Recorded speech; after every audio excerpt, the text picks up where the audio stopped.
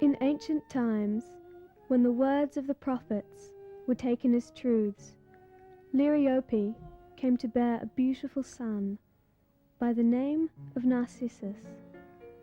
All should have fared well, but for the prophecies of Tiresias, which denied him the sight of his own reflection and the right to know himself.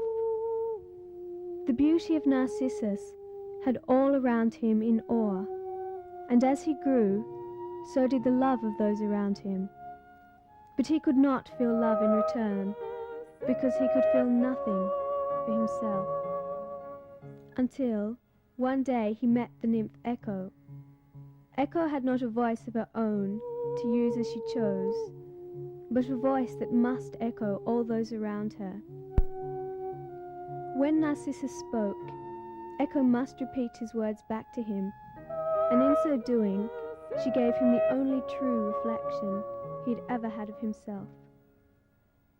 But this was still not enough for Narcissus, and a time came when Echo knew what she must do, and guided by her love for Narcissus, she led him to a pool of silver tears and bade him look, and the moment his eyes met his own in the deep glassy waters, he was lost, mesmerized by his own beauty.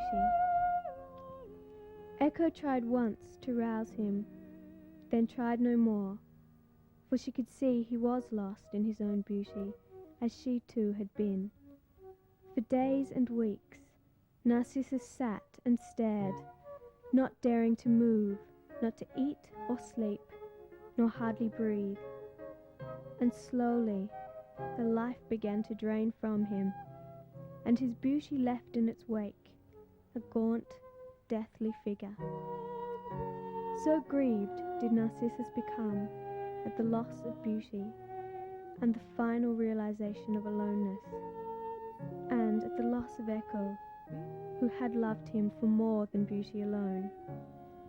He plunged a silver dagger, sheathed in loss, into his chest, and where his fresh blood seeped into the earth, a pure white flower took root. And it came to pass that Echo was released from her spell. No longer to repeat the words of her lover, she must now speak for herself.